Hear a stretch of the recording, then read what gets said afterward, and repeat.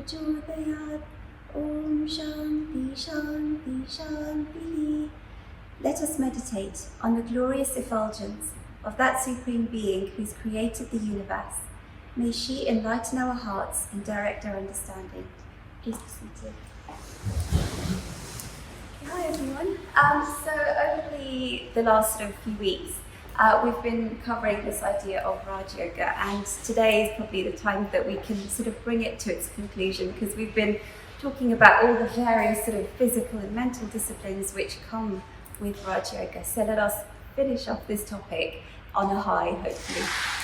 So when we are in our sort of current state of awareness, we are aware of certain things in our environment, we are aware of the tables and chairs and furniture, we're aware of the people who are around us, we are aware of certain things, we are aware of what we eat and drink, we're aware of all of these things. But say beyond the process of having eaten something, you're not aware, you're not conscious of anything that goes on after that. You're not aware of your food being digested, you're not aware of all the nutrition being passed on to your bloodstream and going around your body and sort of strengthening your organs. You're not aware of any of these things.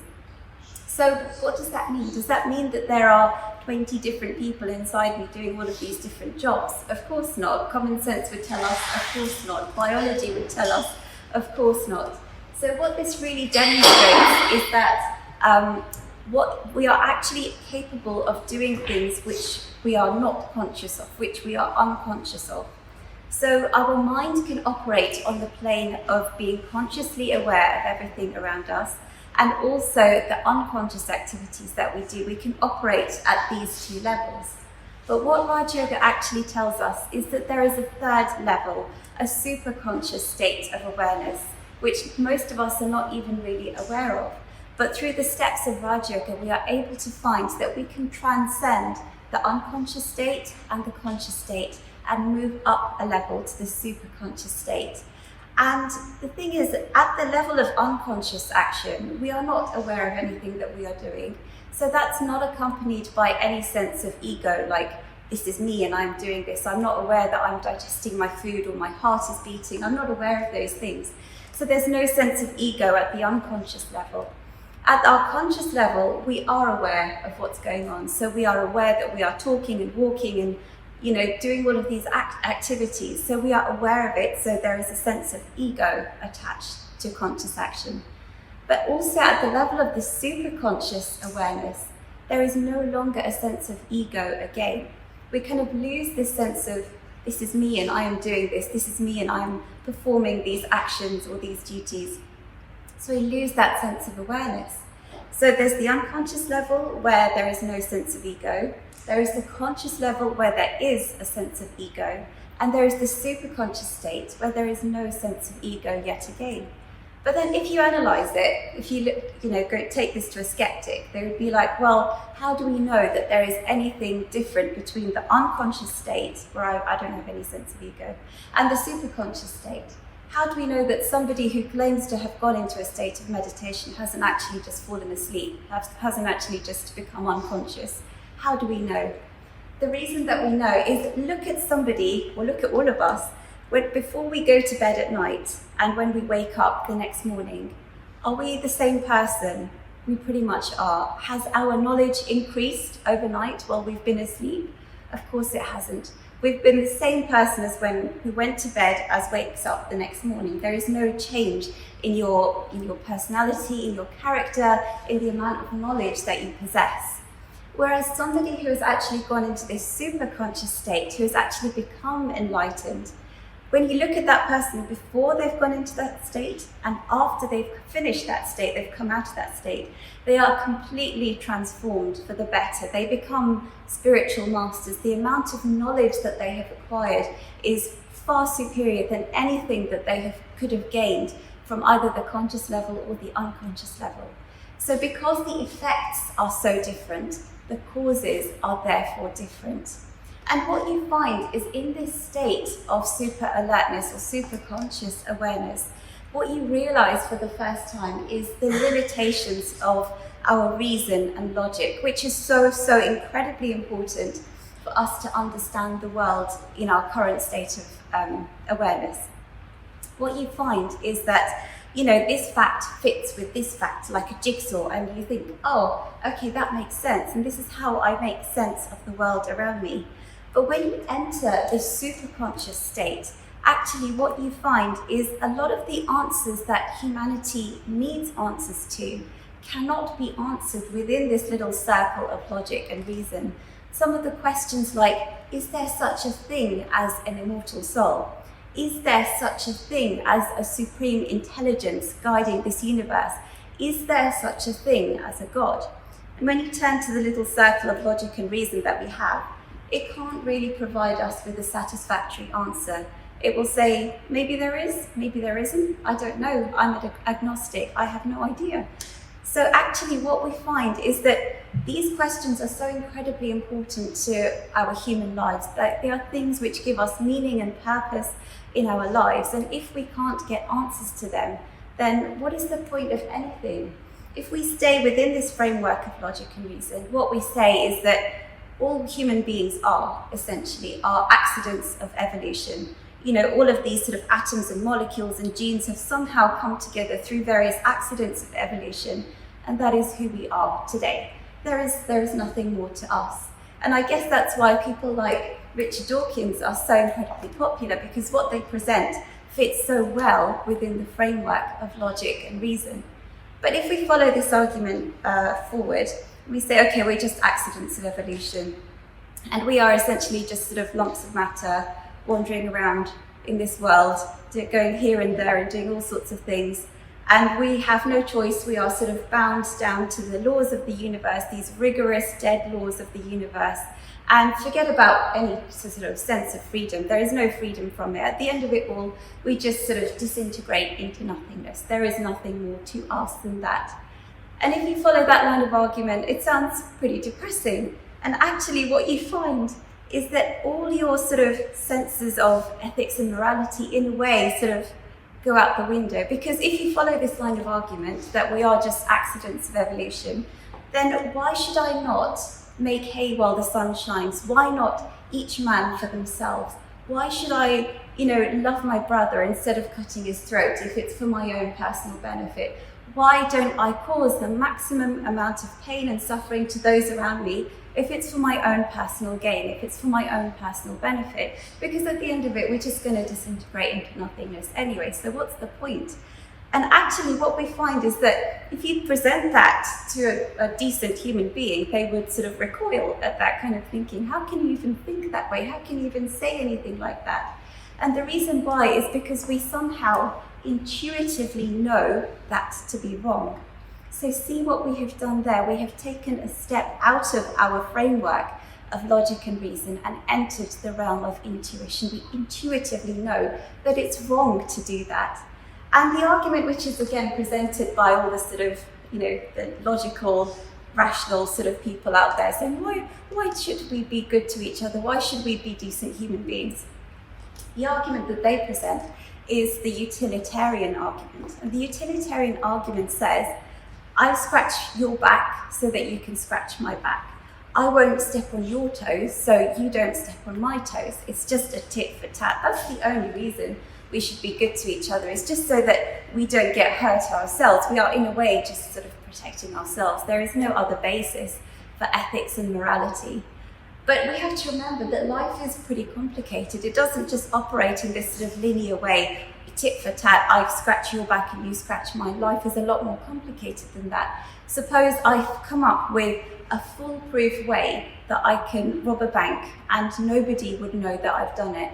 I would be causing tremendous pain to a lot of people and nobody would know it. If I'm within this framework of logic and reason, why should I not do it? If we're just like lumps of matter and we're going to disintegrate into nothing at the end of it all, why should I not do it? And actually, you can't find a reason within this framework of logic and reason. What we find is that this idea of ethics and morality, all of the ethical and moral frameworks around the world are based on something which comes outside of this framework of logic and reason. Because what we find is all of the prophets and saints and spiritual masters, they present to us this idea of being unselfish. If you look at any ethical and moral code of any part of the world, what you find is that ultimately it boils down to the idea of being unselfish. And why should we be unselfish? Logic and reason don't seem to be able to present us with that kind of an answer. And what we find is that these spiritual masters always refer to something beyond the framework of logic and reason for these answers. So say, for example, in Hindu philosophy, why should we be good? Why should we care about our fellow human beings? And the reason is, which comes from outside of this realm of logic, is actually we are all deeply interconnected. We are all intrinsically linked to each other because we are all drops in the same infinite ocean of spirit. We are all deeply interconnected. So it's the most natural thing to do to care and look after everybody around us. There's no sort of, look at me, I'm in my high position and I'm doing charity to you. It's wrong to even call it charity. It's just the most natural thing to do, to care and love everyone around us. So what we find is that through this realm of sort of inspiration, this realm of intuition, we get answers which give us some kind of a meaning and purpose to life. And it's not just restricted, for example, to spiritual masters who come out with the most beautiful teachings which can guide us throughout our lives.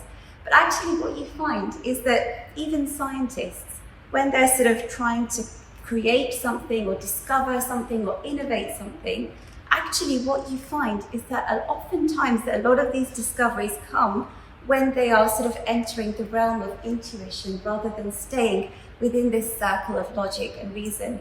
And the clearest example of somebody who did that is Einstein, because Einstein was obviously a super genius. Like, he knew so much, he had so much logic and reason, he had all the formulas and equations, but he is famous for carrying out these thought experiments. He would step out of the realm of logic and reason and enter this realm of inspiration and intuition, where, for example, he imagines himself traveling alongside a beam of light, and he comes up with the most incredible discovery.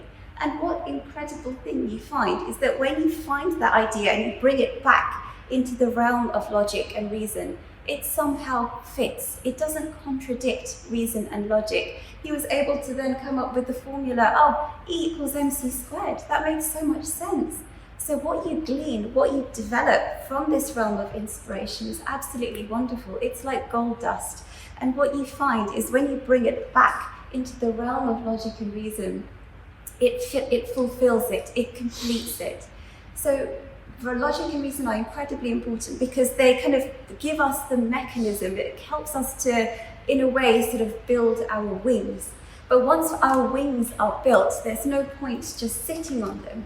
We have to use those wings to fly. Let's find a little air vent out of this stifling circle of logic and reason and use those wings to fly.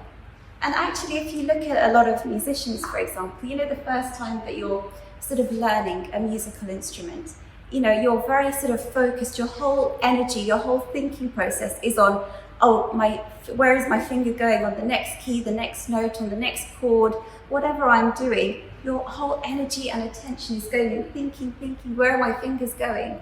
But the more you sort of practice it, the more you sort of get used to it, the more natural that process becomes, and the less you have to think about it. That thinking process, in a way, sort of fades into the background. And when that thinking process fades, that is where you can fly. You can then enter the realm of inspiration and intuition, and you can create the most beautiful music which can uplift the whole of humanity. So actually what we find is that we get a lot of our meaning and purpose and a lot of revelations and discoveries from this realm of inspiration and intuition. And that's what we say, is that when you're looking, we've got so many spiritual masters and gurus in Hinduism, we've got hundreds and thousands of them. So you have to be very careful who you choose to be your spiritual master, your spiritual guru. What they say, even though they've gained it from this realm of super consciousness, inspiration, if it doesn't fit within the framework of your logic and reason, don't accept it, just reject it. Because it has to fulfill logic and not contradict logic and reason.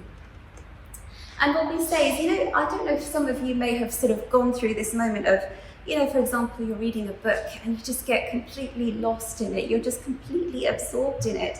And without realizing, like 3 hours have gone by and you feel, oh, I can't believe it's been 3 hours that I've been reading my book. And actually what you find is you don't feel drained from that experience. You feel energized, you feel recharged. Or maybe you're playing some music and it just uplifts you. It doesn't make you feel, oh, I've wasted so much time. You feel beautiful, you feel uplifted. Actually, so what we're coming back to now is Raja Yoga, because what we're saying is that rather than having just a fleeting glimpse into this realm of inspiration, you kind of try and recreate that moment. Oh, I had such a beautiful moment that time. I had a cup of coffee next to me and it was 7 o'clock in the evening. Let me try and sort of relive that experience. If you try and relive it, it never comes to you. It's like a fleeting glimmer into something beautiful. And you're like, why should I just have fleeting glimmers of these moments of inspiration? Why not live and breathe in these moments of inspiration? And that is where Raja Yoga again comes into the picture. Why not just have and live and breathe in this state of super consciousness and super alertness? And what we were discussing last time, it was a couple of weeks ago, but what we were talking about is this idea that if you're able to be in control of your mind, rather than your mind controlling you, you are able to focus your mind onto a certain part of your body. For example, we were talking about your heart. You focus all of your energy onto your heart to the exclusion of all other parts of your body. And you imagine there being an illumined sort of lotus at the center of your heart, and you're focusing on that. That is in a way, the penultimate step of Raja Yoga, which is called Dhyan, which means you're focusing everything on that moment. But actually what you find is the conclusion of Raja Yoga goes one step further. It says now you're focusing your mind entirely on this one point. Now let go of this perception that this is me and I am doing this. Let go of your sense of ego.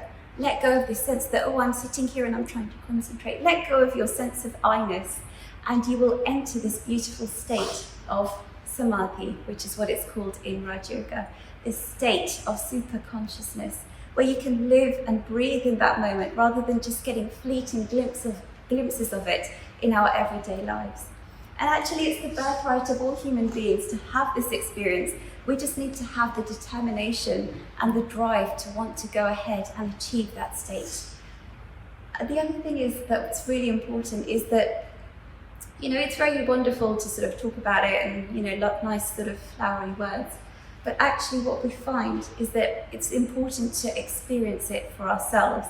You can't call yourself a surgeon by reading loads of books on how to be a surgeon. You have to actually go out and do the practical side of it. You can't sort of fulfill my desire to see the world by showing me pictures of different countries. That doesn't mean that I've gone there. I need to actually physically go there and see those countries for me to fulfill that desire. So in the same way, it's all lovely to talk about it, to read about it, but if you really want to get there, you have to do it for yourself. That's the only way that you can know that there is any validity or any truth to this experience. Actually, what we find is as you sort of progress along these steps, we said that there are 8 steps of Raja Yoga, certain things start happening to you. Say, we've talked about, being able to hear conversations that are happening far away, being able to see into the future, being able to read people's minds. You find all of these incredible things happening to you, but they come with a severe health warning. All of these sort of miraculous seeming powers start coming to you when you start disciplining your mind. And actually Raja Yoga says, don't practice them. However tempting it is, don't practice them. Don't try and read other people's minds. Don't try and look into the future too much. Focus all of your energies onto becoming enlightened. Because at the end of the day, we don't want to just be magicians for humanity. Oh, come to me and I can read your mind for you. I pay you 50p coin. It's not like that. We are not magicians for humanity. We don't want to be magicians for humanity. The way that we can help humanity the greatest is by achieving that state of samadhi for ourselves, become a spiritual master, and then help to guide others. So that's the truly sort of empowering message behind Raja Yoga. It's the birthright of all human beings to achieve that state. It's just a case of, are we going to put in the effort to get there? I'll end with a little story, like I usually do. Once upon a time, there was a little frog, and he lived in a well. And he was born in that well, and all he knew, his whole world, was in that well. And he was happy in his existence, and he would munch bits of leaves and algae and whatever is in the water, and he was content with his existence. One day, all of a sudden, a frog from the ocean plopped into his well by accident. And this frog was shocked from the frog from the well. He said, "Who are you? Where have you come from?" And the frog from the ocean says, "I've come from a place called the ocean." And the frog in the well said, "Wow, really? How big is your ocean? Is it this big?" He put out his hands. Is your ocean this big?" And the ocean frog said, "Of course not. It's so much bigger than that. It's of course far, far bigger than how far you've stretched your hands." And then the frog said, "Okay, is it from this distance to this distance, from one end of my well to the other? Is it as big as that?" And the ocean frog said, "Of course not. It's so much bigger than that." And the frog in the well started to get annoyed with this ocean frog. He says, "How dare you say that there can be anything bigger than my little well? This is everything in the entire universe. Everything is contained in this little well. How dare you say that there is anything bigger?" And the ocean frog ended up just having enough and sort of leaping away back to the ocean. So let us all make sure that we, in a way, are not like that little frog in the well. Let us make sure that we don't be sort of arrogant and proud in our attitude that, look, this is my framework of logic and reason, and there is nothing beyond that. Let's make sure that we are humble in the face of understanding that actually there is so much more to us and this entire universe than meets the eye. And what you find is that when you are in this beautiful state, when you are no longer attached to any sense of ego or pride or this is me and I'm doing this, when you've let go, you actually find that is the truest state of happiness that anyone can ever achieve. Because for the first time in your life, you're no longer attached to anything in this universe, in this world. In a way, for the first time, you see the beauty of the universe as an ever-changing panorama of sublimity, ever-changing, but not being attached to any of it. You see the beauty of it. An animal, for example, gets its happiness from the senses, from eating something nice or drinking something nice. A human being gets his happiness from intellect and logic and reason, but it's a God who gets their happiness from spiritual contemplation. So let's hopefully all try and get there one day and continue on our spiritual journey. So thank you. Do you have any questions? Anything that doesn't make sense? So we've basically completed this sort of topic of Raj Yoga. We've come to the conclusion, which is Samadhi, the state of enlightenment. And I was thinking that perhaps next couple of weeks, is the last session. So if there are any topics or any questions that you have in the meantime, like we were talking about having some question answer sessions, if there's anything like that for the final session, then we can do that. Otherwise, I'll just keep talking. All right. Thank you very much. Thank you.